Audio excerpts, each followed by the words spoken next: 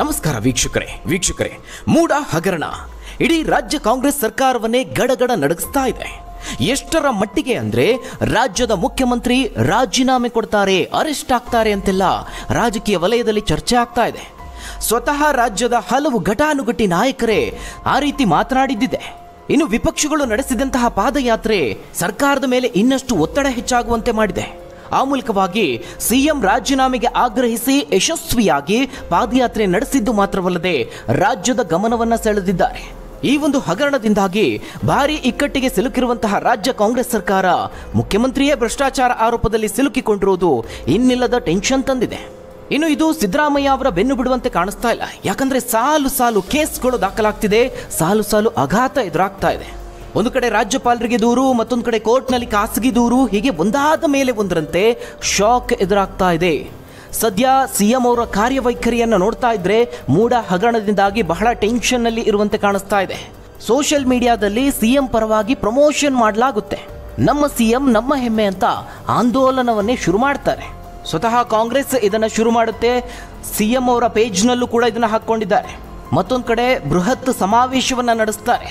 ಸಾಮಾನ್ಯ ವಿಚಾರ ಆಗಿದ್ರೆ ಈ ಸಂದರ್ಭದಲ್ಲಿ ಕಾಂಗ್ರೆಸ್ ಸಮಾವೇಶ ನಡೆಸುವಂತಹ ಅವಶ್ಯಕತೆ ಇರಲಿಲ್ಲ. ಇದಲ್ಲದೆ ಇದೇ ಸಂದರ್ಭದಲ್ಲಿ ಸರ್ಕಾರಕ್ಕೂ ಸರ್ಜರಿ ನಡೆಸಲಾಗ್ತಾ ಇದೆ. ಸಚಿವ ಸಂಪುಟ ಪುನರ್ರಚನೆಗೆ ಕಸರತ್ತುಗಳು ನಡೀತಾ ಇದೆ. ಇವೆಲ್ಲವೂ ನಡೆದಿರೋದು ಇತ್ತೀಚಿನ ಒಂದೆರಡು ತಿಂಗಳ ಅವಧಿಯಲ್ಲಿ. ಗ್ಯಾರಂಟಿಗಳ ಭರವಸೆಯ ಮೇಲೆ ಅಧಿಕಾರಕ್ಕೆ ಬಂದಂತಹ ಕಾಂಗ್ರೆಸ್ ಸರ್ಕಾರ 1 ವರ್ಷವನ್ನು ಪೂರೈಸಿತು. ಅಂದರೆ 3 ತಿಂಗಳ ಹಿಂದೆ ಎಲ್ಲವೂ ಸರಿಯಾಗಿತ್ತು.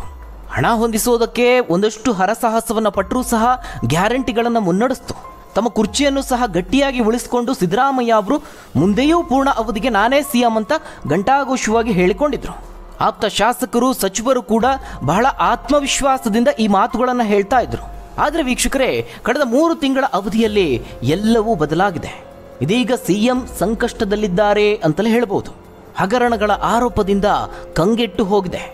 ರಾಜ್ಯ ಸರ್ಕಾರಕ್ಕೆ ಇಂತಹ ಪರಿಸ್ಥಿತಿ ಬರೋದಕ್ಕೆ ಅದೊಂದು ಶಾಪ ಅಂತಲೇ ಈಗ ಚರ್ಚೆ ಮಾಡಲಾಗ್ತಾ ಇದೆ. 3 ತಿಂಗಳ ಹಿಂದೆ ರಾಜ್ಯ ಸರ್ಕಾರ ಕೈಗೊಂಡಂತಹ ನಿರ್ಧಾರವೇ ಇಂತಹದೊಂದು ಕಂಟಕಕ್ಕೆ ಕಾರಣ ಆಗಿದೆ ಅನ್ನುವ ಚರ್ಚೆ ಈಗ ರಾಜಕೀಯ ವಲಯದಲ್ಲಿ ಮುನ್ನೆಲೆಗೆ ಬಂದಿದೆ. ಅದು ಬೇರಾವುದೂ ಅಲ್ಲ, ಮೈಸೂರಿನ ಚಾಮುಂಡಿ ಬೆಟ್ಟದ ದೇವಿಯ ಶಾಪ ಅಂತಲೇ ಹೇಳಲಾಗ್ತಾ ಇದೆ. ಹೌದು, ಇಂತಹದೊಂದು ಚರ್ಚೆ ಈಗ ಮುನ್ನೆಲೆಗೆ ಬಂದಿದೆ. ಅಷ್ಟೇ ಅಲ್ಲ, ಅದಕ್ಕೆ ಸಾಕ್ಷಿ ಎಂಬಂತೆ ಬೆಟ್ಟದ ಮಹಿಮೆಯೋ ಅಥವಾ ಕಾಕತಾಳಿಯೋ ಅನ್ನುವಂತೆ ಚಾಮುಂಡಿ ದೇವಿಯ ಆಸ್ತಿಗೆ ಕೈ ಹಾಕಿ 3 ತಿಂಗಳಲ್ಲಿ ಸಿಎಂ ಸಿದ್ದರಾಮಯ್ಯ ಅವರು ಮೂಡ ಉರುಳಿನಲ್ಲಿ ಸಿಲುಕಿಕೊಂಡಿದ್ದಾರೆ. ಅದಷ್ಟೇ ಅಲ್ಲದೆ ಸರ್ಕಾರಕ್ಕೂ ದೊಡ್ಡ ಹಿನ್ನಡೆ ಆಗಿದೆ. ಹಾಗಾದ್ರೆ ಏನಿದು ಚರ್ಚೆ? ಮೈಸೂರೇ ಇದೀಗ ಸಿದ್ದರಾಮಯ್ಯ ಅವರಿಗೆ ಮುಳುವಾಯ್ತಾ? ತವರೂರಿನಲ್ಲೇ ಸಿಎಂಗೆ ಈ ಮಟ್ಟಿಗೆ ಹಿನ್ನಡೆನಾ? ಬೆಟ್ಟದ ಮಹಿಮೆ ಸರ್ಕಾರದ ಮೇಲೆ ಪ್ರಭಾವ ಬಿತ್ತ? ಸಿದ್ದರಾಮಯ್ಯ ಅವರ ರಾಜೀನಾಮೆ ನಿಶ್ಚಿತಾನ? ಏನಾಗ್ತಾ ಇದೆ ರಾಜ್ಯ ರಾಜಕಾರಣದಲ್ಲಿ? ಏನಿದು ಹೊಸ ಚರ್ಚೆ? ಆ ಎಲ್ಲದರ ಬಗ್ಗೆ ಒಂದು ವರದಿ ಇದೆ, ನೋಡೋಣ. ಅದಕ್ಕೂ ಮುನ್ನ ವೀಕ್ಷಕರೇ, ಮೂಡ ಹಗರಣದಲ್ಲಿ ಯಾರೇ ತಪ್ಪು ಮಾಡಿದ್ರೂ ಅವರಿಗೆ ಕಠಿಣ ಶಿಕ್ಷೆ ಆಗಲೇಬೇಕು ಅಂತ ನೀವು ಆಗ್ರಹಿಸೋದಾದ್ರೆ ತಪ್ಪದೇ ಈ ವಿಡಿಯೋವನ್ನು ಲೈಕ್ ಮಾಡೋ ಮೂಲಕವಾಗಿ ನಿಮ್ಮ ಅಭಿಪ್ರಾಯವನ್ನು ತಿಳಿಸಿ. ಹಾಗೆ ಇನ್ನೂ ಹೆಚ್ಚಿನ ಪ್ರತಿದಿನದ ಹೊಸ ಮಾಹಿತಿಗಳಿಗಾಗಿ ತಪ್ಪದೇ ಚಾನಲ್ಗೆ ಸಬ್ಸ್ಕ್ರೈಬ್ ಮಾಡಿ. ವೀಕ್ಷಕರೇ, ನಿಮ್ಮೆಲ್ಲರಿಗೂ ಗೊತ್ತಿರುವಂತೆ ಮೈಸೂರು ಸಿಎಂ ಸಿದ್ದರಾಮಯ್ಯ ಅವರ ತವರೂರು. ಆದರೆ ತವರೂರೇ ಈಗ ಸಿಎಂಗೆ ಕಂಟಕ ಆಗಿದೆ. ಯಾಕಂದ್ರೆ ಇತ್ತೀಚಿನ ಹಗರಣ ವಿಚಾರವಾಗಿ ಕೇಳಿ ಬಂದಿರುವ ಆರೋಪ ಮೂಡಾಗೆ ಸಂಬಂಧಪಟ್ಟಿದ್ದು. ಅಂದ್ರೆ ಮೈಸೂರಿನ ನಗರಾಭಿವೃದ್ಧಿ ಪ್ರಾಧಿಕಾರದಲ್ಲಿ ನಡೆದಿರುವಂತಹ ಹಗರಣದ ಬಗ್ಗೆ. ಇದು ಒಂದು ವಿಚಾರ ಮೈಸೂರಿಗೆ ಸಂಬಂಧಪಟ್ಟಿದ್ದಾದ್ರೆ, ಇದಲ್ಲದೆ ಇತ್ತೀಚೆಗಷ್ಟೇ ಚುನಾವಣೆಯಲ್ಲಿ ಚುನಾವಣಾ ಆಯೋಗಕ್ಕೆ ಸುಳ್ಳು ಮಾಹಿತಿಯನ್ನು ನೀಡಿದ್ದಾರೆ ಅಂತಲೂ ಒಂದು ಕೇಸ್ ದಾಖಲಾಗಿದೆ. ಅದು ಮೈಸೂರಿನ ವಿಧಾನಸಭಾ ಕ್ಷೇತ್ರದಲ್ಲಿ ಚುನಾವಣೆಗೆ ಸ್ಪರ್ಧಿಸುವ ಸಂದರ್ಭದಲ್ಲಿ ನೀಡಿರುವಂತಹ ಮಾಹಿತಿ. ಇನ್ನು ಇದೇ ಹಗರಣದ ವಿಚಾರವಾಗಿ ಸಿದ್ದರಾಮಯ್ಯ ಅವರ ರಾಜೀನಾಮೆಗೆ ಆಗ್ರಹಿಸಿ ವಿಪಕ್ಷಗಳು ಬಿಜೆಪಿ ಹಾಗೆ ಜೆಡಿಎಸ್ ಜಂಟಿಯಾಗಿ ಪಾದಯಾತ್ರೆಯನ್ನು ನಡೆಸಿತು. ಪಾದಯಾತ್ರೆಯಿಂದಾಗಿ ಸರ್ಕಾರದ ಮೇಲೆ ಬಹುದೊಡ್ಡ ಪರಿಣಾಮ ಬಿದ್ದಿದೆ. ರಾಜ್ಯದ ಮುಖ್ಯಮಂತ್ರಿ ಹಗರಣದಲ್ಲಿ ಭಾಗಿಯಾಗಿದ್ದಾರೆ ಅನ್ನುವ ಆರೋಪ ವಿಚಾರವನ್ನ ರಾಜ್ಯದ ಗಮನ ಸೆಳೆಯೋದಕ್ಕೆ ಈ ಪಾದಯಾತ್ರೆ ಅತ್ಯಂತ ಯಶಸ್ವಿಯಾಗಿದೆ. ವಿಶೇಷ ಅಂದರೆ ಇಲ್ಲೂ ಸಹ ಬೆಂಗಳೂರಿನಿಂದ ಮೈಸೂರಿಗೆ ಪಾದಯಾತ್ರೆಯನ್ನು ನಡೆಸಿರುವಂಥದ್ದು. ಅಲ್ಲದೆ ಮೈಸೂರಿನಲ್ಲೇ ಅಂತಿಮ ದಿನ ಬಿಜೆಪಿ ಜೆಡಿಎಸ್ ಜಂಟಿಯಾಗಿ ಕಾಂಗ್ರೆಸ್ ವಿರುದ್ಧವಾಗಿ ದೊಡ್ಡ ಸಮಾವೇಶವನ್ನು ನಡೆಸಿತು. ಲಕ್ಷಾಂತರ ಜನ ಸೇರಿದ ಸಮಾವೇಶದಲ್ಲಿ ಸಿದ್ದರಾಮಯ್ಯ ಅವರ ರಾಜೀನಾಮೆಗೆ ಆಗ್ರಹಿಸಲಾಯಿತು. ಹೀಗಾಗಿ ಮುಖ್ಯಮಂತ್ರಿಯವರಿಗೆ ಇದೀಗ ಮೈಸೂರೇ ಕಂಟಕ ಆಯ್ತಾ ಅಂತ ಬಹಳ ಗಂಭೀರ ಚರ್ಚೆ ಆಗ್ತಾ ಇದೆ. ಅದೇ ಚರ್ಚೆ ಇದೀಗ ಇನ್ನೂ ಒಂದು ಹಂತ ಮುಂದಕ್ಕೆ ಹೋಗಿದೆ. ಚಾಮುಂಡಿ ದೇವಿಯ ಆಸ್ತಿಗೆ ಕೈ ಹಾಕಿ 3 ತಿಂಗಳಲ್ಲಿ ಸಿಎಂ ಮೂಡ ಉರುಳಿನಲ್ಲಿ ಸಿಲುಕಿಕೊಂಡಿದ್ದಾರೆ, ಸಂಕಷ್ಟದಲ್ಲಿ ಸಿಲುಕಿಕೊಂಡಿದ್ದಾರೆ ಅನ್ನೋದ್ರ ಬಗ್ಗೆ ಬಹಳ ಚರ್ಚೆ ಆಗ್ತಾ ಇದೆ. ಅಲ್ಲದೆ ಇದೇ ಮೈಸೂರು ಆಸ್ತಿಗೆ ಸಂಬಂಧಪಟ್ಟಂತೆ ಸರ್ಕಾರದ ನಡೆಗೆ ಹೈಕೋರ್ಟ್ ತಾತ್ಕಾಲಿಕ ಬ್ರೇಕ್ ಹಾಕಿದೆ. ಅಂದರೆ ಕೋರ್ಟ್ನಲ್ಲೂ ಸರ್ಕಾರಕ್ಕೆ ಹಿನ್ನಡೆಯಾಗಿದೆ. ಇದೇ ವಿಚಾರ ಈಗ ರಾಜ್ಯದಲ್ಲಿ, ಅದರಲ್ಲೂ ಪ್ರಮುಖವಾಗಿ ಮೈಸೂರಿನಲ್ಲಿ ದೇವಿಯ ಆಸ್ತಿಗೆ ಕೈ ಹಾಕಿದ್ರೆ ದೇವಿ ಸುಮ್ಮನಿರ್ತಾಳ ಅಂತ ಮಾತನಾಡಿಕೊಳ್ಳಲಾಗ್ತಾ ಇದೆ. ಯಾಕಂದ್ರೆ ಮೈಸೂರಿನ ಜನಕ್ಕೆ ಮಾತ್ರವಲ್ಲದೆ ಇಡೀ ರಾಜ್ಯಕ್ಕೆ ಬೆಟ್ಟದಲ್ಲಿ ನೆಲೆಸಿರುವ ಚಾಮುಂಡಿ ತಾಯಿಯ ಮೇಲೆ ಅಪಾರವಾದ ನಂಬಿಕೆ ಇದೆ. ರಾಜ್ಯಕ್ಕೂ ಮೈಸೂರಿನ ದಸರಾಕ್ಕೂ ಚಾಮುಂಡಿ ಬೆಟ್ಟಕ್ಕೂ ಅವಿನಾಭಾವ ಸಂಬಂಧ ಇದೆ. ಚಾಮುಂಡೇಶ್ವರಿ ತಾಯಿ ಅಂದರೆ ನಾಡಿನ ಅಧಿದೇವತೆ. ಇದೇ ಕಾರಣಕ್ಕೆ ಬಹಳ ಗಂಭೀರವಾಗಿ ಚರ್ಚೆ ಆಗ್ತಿರುವಂಥದ್ದು. ಹಾಗಾದರೆ ಅಷ್ಟಕ್ಕೂ ಸರ್ಕಾರ ಏನು ಮಾಡ್ತು? ಏನಿದು ಬೆಟ್ಟದ ಆಸ್ತಿ? ಸರ್ಕಾರಕ್ಕೂ ಚಾಮುಂಡಿ ಬೆಟ್ಟದ ಆಸ್ತಿಗೂ ಏನಪ್ಪಾ ಇದು ಸಂಘರ್ಷ, ಏನಿದು ವಿವಾದ ಅನ್ನೋದನ್ನು ನೋಡೋದಾದ್ರೆ, ಸಿಎಂ ಸಿದ್ದರಾಮಯ್ಯ ಅವರ ನೇತೃತ್ವದ ರಾಜ್ಯ ಸರ್ಕಾರ 2024 ಮಾರ್ಚ್ 7ರಂದು ಚಾಮುಂಡೇಶ್ವರಿ ಕ್ಷೇತ್ರ ಅಭಿವೃದ್ಧಿ ಪ್ರಾಧಿಕಾರ ಅಧಿನಿಯಮದ ಹೊಸ ಕಾಯ್ದೆಯನ್ನು ಜಾರಿಗೆ ತಂತು. ಆ ಮೂಲಕ ಚಾಮುಂಡೇಶ್ವರಿ ದೇವಾಲಯದ ಮೇಲೆ ರಾಜಮನೆತನದ ಸಂಪೂರ್ಣ ಅಧಿಕಾರವನ್ನೇ ಮೊಟಕುಗೊಳಿಸುವುದಕ್ಕೆ ಮುಂದಾಯಿತು. ಹೀಗಾಗಿ ಈ ಕಾಯ್ದೆಯನ್ನು ಪ್ರಶ್ನಿಸಿ ಪ್ರಮೋದಾದೇವಿ ಒಡೆಯರವರು ಹೈಕೋರ್ಟ್ಗೆ ರಿಟ್ ಅರ್ಜಿಯನ್ನು ಸಲ್ಲಿಸಿದ್ರು. ಹೈಕೋರ್ಟ್ನಿಂದ ರಾಜ್ಯ ಸರ್ಕಾರದ ನಿರ್ಧಾರಕ್ಕೆ ತಾತ್ಕಾಲಿಕ ತಡೆಯನ್ನು ನೀಡಲಾಗಿದೆ. ಇಲ್ಲಿ ಪ್ರಮುಖವಾಗಿ ಈ ಒಂದು ಕಾಯ್ದೆಯನ್ನು ಜಾರಿ ಮಾಡುವ ಮೂಲಕವಾಗಿ ಸರ್ಕಾರ ಅಂಥದ್ದೇನು ಮಾಡೋಕ್ಕೆ ಹೋಗಿತ್ತು ಅಂತ ಹೇಳಿದ್ರೆ, ಚಾಮುಂಡಿ ಬೆಟ್ಟದ ಮೇಲೆ ಸಂಪೂರ್ಣ ಹಿಡಿತವನ್ನು ಸಾಧಿಸೋದಕ್ಕೆ ಮುಂದಾಗಿತ್ತು. ಅಂದರೆ ಬೆಟ್ಟದ ಸಂಪೂರ್ಣ ಸೌಕರ್ಯಗಳ ಬಗ್ಗೆ ಸರ್ಕಾರದಿಂದಲೇ ತೀರ್ಮಾನ ತೆಗೆದುಕೊಳ್ಬೇಕು. ಅಂದರೆ ಅಲ್ಲಿನ ರಸ್ತೆ ಆಗಿರ್ಬೋದು, ಲೈಟ್ಸ್, ಕ್ಲೀನಿಂಗ್ ಆಗಿರಬಹುದು, ಅಂಗಡಿ ಆಗಿರ್ಬೋದು, ಮಾರ್ಕೆಟ್ ಆಗಿರ್ಬೋದು, ಚರಂಡಿ, ಹಾಲಿನ ಅಂಗಡಿ, ಮನರಂಜನಾ ಕಾರ್ಯಕ್ರಮಗಳು, ಇವೆಲ್ಲವನ್ನ ರಾಜ್ಯ ಸರ್ಕಾರದ ಅಧಿಸೂಚನೆಯ ಮೇರೆಗೆ ಮಾತ್ರ ನಡೆಸಬೇಕು.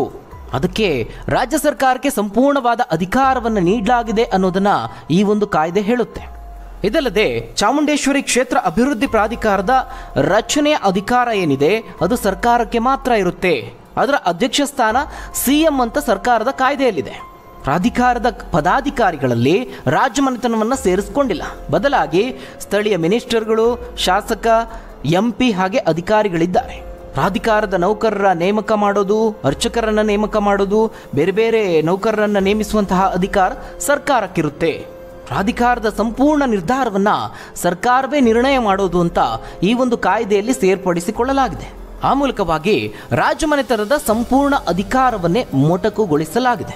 ಅಂದರೆ ಇಲ್ಲಿ ಏನಾಗುತ್ತೆ ಅಂತ ಹೇಳಿದ್ರೆ, ಚಾಮುಂಡಿ ಪ್ರಾಧಿಕಾರದ ಸ್ವತ್ತನ್ನ ಮಾರಾಟದ ಅಧಿಕಾರ ನಿಗಮಕ್ಕೆ ಸೇರಿದ್ದು.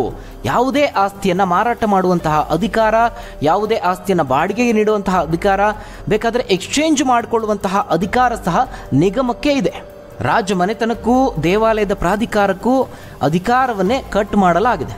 ಒಟ್ಟಾರೆಯಾಗಿ ರಾಜಮನೆತನದ ಚಾಮುಂಡಿ ಬೆಟ್ಟದ ಬಗ್ಗೆ ಅವರಿಗೆ ಅಧಿಕಾರವೇ ಇರೋದಿಲ್ಲ. ಅಲ್ಲದೆ ಬಹಳ ಪ್ರಮುಖವಾಗಿ ಚಾಮುಂಡಿ ಬೆಟ್ಟದ ನಿಧಿಯ ಅಧಿಕಾರ ಸಂಪೂರ್ಣ ಸರ್ಕಾರದ್ದು. ಅಲ್ಲಿ ಬರುವಂತಹ ದೇಣಿಗೆ, ಕಾಣಿಕೆ, ಸೇವಾ ಶುಲ್ಕ, ಹುಂಡಿ ಎಲ್ಲ ಸರ್ಕಾರಕ್ಕೆ. ನಿಧಿಯ ಬಳಕೆಯ ಅಧಿಕಾರವೂ ಸಹ ಪ್ರಾಧಿಕಾರ ಅಥವಾ ಸರ್ಕಾರಕ್ಕೆ ಇರುತ್ತೆ ಅನ್ನುವಂಥದ್ದನ್ನು ಈ ಕಾಯ್ದೆಯಲ್ಲಿ ಸೇರಿಸಿಕೊಳ್ಳಲಾಗಿದೆ. ಇದಲ್ಲದೆ ಬೆಟ್ಟದ ಸಂಪೂರ್ಣ ಆಸ್ತಿಯ ಅಧಿಕಾರ ಸರ್ಕಾರಕ್ಕೆ ಸೇರಿರುತ್ತೆ. ಸ್ಥಿರ ಅಥವಾ ಚರ ಎಲ್ಲ ಆಸ್ತಿಗಳ ಮೇಲೆ ಸರ್ಕಾರದಿಂದ ಅಧಿಕಾರ ಇರುತ್ತೆ. ಹೀಗಾಗಿ ಈ ಒಂದು ಕಾಯ್ದೆಯನ್ನು ಜಾರಿ ಮಾಡೋದಕ್ಕೆ ನಿರ್ಧಾರ ತೆಗೆದುಕೊಂಡಂತಹ ಸರ್ಕಾರದ ಕ್ರಮದಿಂದ ರಾಜಮನೆತನದ ಪುರಾತನ ಆಸ್ತಿ ಏನಿತ್ತು ಅವೆಲ್ಲವೂ ಸರ್ಕಾರಕ್ಕೆ ಸೇರ್ಪಡೆಗೊಂಡಂತಾಗುತ್ತೆ. ಅಂದರೆ ತಾವೇ ನಿರ್ಮಿಸಿದಂತಹ ದೇವಾಲಯದಲ್ಲಿ ರಾಜಮನೆತನಕ್ಕೆ ಯಾವುದೇ ಅಧಿಕಾರ ಇರೋದಿಲ್ಲ. ಈ ವಿಚಾರ ಈಗ ಕರ್ನಾಟಕ ರಾಜ್ಯ ಸರ್ಕಾರ ಹಾಗೆ ಮೈಸೂರು ರಾಜಮನೆತನದ ನಡುವೆ ಕಾನೂನು ಸಮರಕ್ಕೆ ಕಾರಣ ಆಗಿದೆ. ರಾಜ್ಯ ಸರ್ಕಾರ ಕಾನೂನು ಬಾಹಿರವಾಗಿ ಅರಮನೆ ಆಸ್ತಿಯನ್ನು ಪಡೆದುಕೊಳ್ಳುವ ಹಾಗೆ ರಾಜವಂಶಸ್ಥರ ಹಕ್ಕುಗಳನ್ನು ಕಸಿದುಕೊಳ್ಳುವ ಪ್ರಯತ್ನವನ್ನು ನಡೆಸುತ್ತಿದೆ ಅಂತ ಪ್ರಮೋದಾದೇವಿಯವರು ಆರೋಪಿಸಿ ಹೈಕೋರ್ಟ್ ಮೆಟ್ಟಿಲೇರಿದ್ದಾರೆ. ಅಷ್ಟಕ್ಕೂ 1950ರಲ್ಲಿ ಭಾರತ ಸರ್ಕಾರ ಹಾಗೆ ಮಹಾರಾಜರ ನಡುವೆ ಮೈಸೂರು ಸಂಸ್ಥಾನ ಭಾರತ ಒಕ್ಕೂಟಕ್ಕೆ ಸೇರುವಾಗ ಒಂದು ಒಪ್ಪಂದವನ್ನು ಮಾಡಿಕೊಳ್ಳಲಾಗಿದೆ. ಚಾಮುಂಡಿ ದೇವಾಲಯ ಸೇರಿ ಮಹಾರಾಜರ ಖಾಸಗಿ ಆಸ್ತಿಗಳ ಬಗ್ಗೆ ಅಲ್ಲಿ ವಿವರಣೆಯನ್ನು ನೀಡಲಾಗಿದೆ. 15 ಆಗಸ್ಟ್ 1947ರ ತನಕ ಇದ್ದಂತಹ ಆಸ್ತಿಗಳ ಮೇಲೆ ಹೊಂದಿರುವಂತಹ ಹಕ್ಕಿನ ಬಗ್ಗೆ ಒಪ್ಪಂದ ಇದಾಗಿತ್ತು. ಇದಕ್ಕೆ ಮಹಾರಾಜರು ಹಾಗೆ ಭಾರತ ಸರ್ಕಾರದ ಮುಖ್ಯಸ್ಥರ ಸಹಿ ಇದೆ. ಅಲ್ಲದೆ 1951ರ ಮೈಸೂರು ಸರ್ಕಾರದ ಆದೇಶದಲ್ಲಿಯೂ ಈ ಬಗ್ಗೆ ಉಲ್ಲೇಖ ಇದೆ. ಅರಮನೆ ಮುಜರಾಯಿ ಆಸ್ತಿಗಳು ಮಹಾರಾಜರಿಗೆ ಸೇರಿವೆ ಅಂತ ಆದೇಶ ಇದೆ. ರಾಜ್ಯ ಸರ್ಕಾರಕ್ಕೂ ರಾಜಮನೆತನಕ್ಕೂ ಈ ಹಿಂದಿನಿಂದಲೂ ಕೂಡ ಒಂದು ಸಂಘರ್ಷ ನಡೀತಾ ಇದೆ. ಆದರೆ ಈಗ ಇದ್ದಕ್ಕಿದ್ದಂತೆ ಸಿಎಂ ಸಿದ್ದರಾಮಯ್ಯ ಅವರ ನೇತೃತ್ವದ ಸರ್ಕಾರ 2024 ಮಾರ್ಚ್ 7ರಂದು ಈ ಒಂದು ಪ್ರಾಧಿಕಾರ ಅಧಿನಿಯಮದ ಹೊಸ ಕಾಯ್ದೆಯನ್ನು ಜಾರಿಗೆ ತರುತ್ತೆ. ಇಲ್ಲಿ ಅಚ್ಚರಿಯ ವಿಷಯ ಅಂದರೆ ಸಿಎಂ ಸಿದ್ದರಾಮಯ್ಯ ಅವರು ಪ್ರಾಧಿಕಾರ ರಚನೆಗೆ ಮುಂದಾದ 3 ತಿಂಗಳಿಗೆ ಅವರ ಕುರ್ಚಿಗೆ ಕಂಟಕ ಎದುರಾಗಿದೆ. ಇನ್ನು ಈ ಒಂದು ವಿಚಾರದ ಬಗ್ಗೆ ಪ್ರಮೋದಾದೇವಿಯವರು ಸಹ ಪ್ರತಿಕ್ರಿಯೆಯನ್ನು ನೀಡಿದ್ದಾರೆ. ಸಿದ್ದರಾಮಯ್ಯ ಅವರ ಹೆಸರನ್ನು ಹೇಳದೆಯೇ ಟಾಂಗ್ ನೀಡಿದ್ದಾರೆ. ಭೂಮಿ ಕಳೆದುಕೊಂಡವರಿಗೆ ಭೂಮಿ ನೀಡುವ ವಿಚಾರವನ್ನು ಪ್ರಸ್ತಾಪಿಸಿ ಪ್ರತಿಕ್ರಿಯೆ ನೀಡಿದ್ದಾರೆ. ಕೆಲವರು ಲ್ಯಾಂಡ್ ಕಳೆದುಕೊಂಡೆ ಅಂತ ಲ್ಯಾಂಡ್ ಕೇಳ್ತಾರೆ. ಹಾಗಾದರೆ ನಾವು ಕಳೆದುಕೊಂಡಿದ್ದು ಲ್ಯಾಂಡ್ ಅಲ್ವಾ, ನಮಗೂ ಲ್ಯಾಂಡ್ ಟು ಲ್ಯಾಂಡ್ ಕೊಡಬೇಕಲ್ವಾ ಅಂತ ಪ್ರಶ್ನೆಯನ್ನು ಮಾಡಿದ್ದಾರೆ.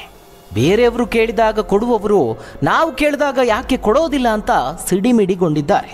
ಅಂದರೆ ಇಲ್ಲಿ ನಿಮಗೆ ಅರ್ಥ ಆಗಿರಬಹುದು, ಮೂಡ ಹಗರಣದಲ್ಲಿ ಸಿದ್ದರಾಮಯ್ಯ ಅವರಿಗೆ ಭೂಮಿ ಕಳೆದುಕೊಂಡ್ರು ಅನ್ನೋ ಕಾರಣಕ್ಕಾಗಿ ಸೈಟುಗಳನ್ನು ನೀಡಲಾಗಿದೆ. ಇದೇ ವಿಚಾರವನ್ನು ಈಗ ಪ್ರಮೋದಾದೇವಿಯವರು ಸಹ ಮುನ್ನೆಲೆಗೆ ತಂದಿರುವಂಥದ್ದು. ಹೀಗಾಗಿ ಪ್ರಮೋದಾದೇವಿಯವರು ಕೇಳ್ತಾ ಇರೋದ್ರಲ್ಲೂ ನ್ಯಾಯ ಇದೆಯಲ್ಲ ಅಂತ ಹಲವರು ಪ್ರಶ್ನಿಸಿದ್ದಾರೆ. ಹಾಗಾದರೆ ಈ ಬಗ್ಗೆ ನೀವೇನಂತೀರ ವೀಕ್ಷಕರೇ? ನಿಮ್ಮ ಅನಿಸಿಕೆ ಅಭಿಪ್ರಾಯವನ್ನು ಕಮೆಂಟ್ ಮೂಲಕವಾಗಿ ತಿಳಿಸಿ. ಧನ್ಯವಾದಗಳು ವೀಕ್ಷಕರೇ.